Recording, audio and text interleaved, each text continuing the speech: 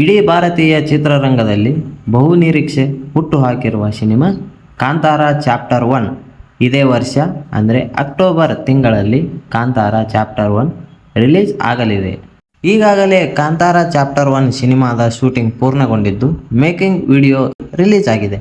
ಬರೋಬ್ಬರಿ 250 ದಿನಗಳ ಶೂಟಿಂಗ್ ಹೇಗಿತ್ತು ಎಂಬುದರ ಗ್ಲಿಂಪ್ಸ್ ಮೇಕಿಂಗ್ ಬಿಡುಗಡೆಯಾಗಿದೆ.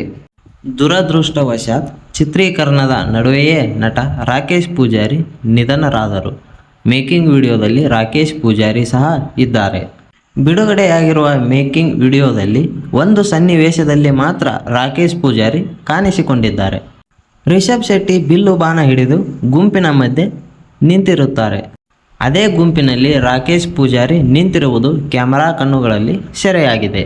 ಹೊಂಬಾಳೆ ಫಿಲ್ಮ್ಸ್ ನಿರ್ಮಾಣದ ಕಾಂತಾರ ಚಾಪ್ಟರ್ 1 ಇದೇ ಅಕ್ಟೋಬರ್ 2ರಂದು ವಿಶ್ವದಾದ್ಯಂತ ಚಿತ್ರಮಂದಿರಗಳಲ್ಲಿ ಬಿಡುಗಡೆಯಾಗಲಿದೆ.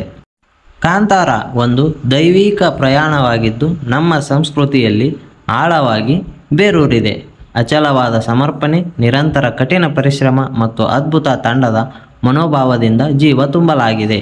ಈ ಪೌರಾಣಿಕ ಕಥೆಯು ಪ್ರಪಂಚದಾದ್ಯಂತ ದೊಡ್ಡ ಪರದೆಗಳಲ್ಲಿ ಅಕ್ಟೋಬರ್ 2ರಂದು ಬಿಡುಗಡೆಯಾಗಲಿದ್ದು, ಅಲ್ಲಿಯವರೆಗೂ ಕಾಯುವುದು ಕಷ್ಟದ ಕೆಲಸವಾಗಿದೆ ಎಂದು ಪೋಸ್ಟ್ನಲ್ಲಿ ಶೀರ್ಷಿಕೆ ಹಾಕಿ ಅಪ್ಲೋಡ್ ಮಾಡಲಾಗಿದೆ.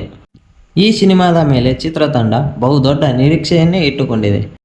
ಕಾಂತಾರ 400 ಕೋಟಿ ಕಲೆಕ್ಷನ್ ಮಾಡಿತ್ತು. ಆದರೆ ಚಿತ್ರತಂಡ ಕಾಂತಾರ ಚಾಪ್ಟರ್ 1 ಮೇಲೆ ಅದಕ್ಕಿಂತ ಹೆಚ್ಚಿನ ನಿರೀಕ್ಷೆಯನ್ನೇ ಇಟ್ಟುಕೊಂಡಿದೆ. ಈ ಬಾರಿ 1,000 ಕೋಟಿ ಕಲೆಕ್ಷನ್ ಮಾಡಬೇಕು ಎಂದು ಚಿತ್ರತಂಡದ ನಿರೀಕ್ಷೆ ಇದೆ. ಈ ಮಾಹಿತಿ ನಿಮಗೆ ಇಷ್ಟವಾಗಿದ್ದಲ್ಲಿ ಈ ವಿಡಿಯೋಗೆ ಒಂದು ಲೈಕ್ ಮಾಡಿ ಹಾಗೂ ನಮ್ಮ ಚಾನಲನ್ನು ಸಬ್ಸ್ಕ್ರೈಬ್ ಮಾಡಿ. ಧನ್ಯವಾದಗಳು.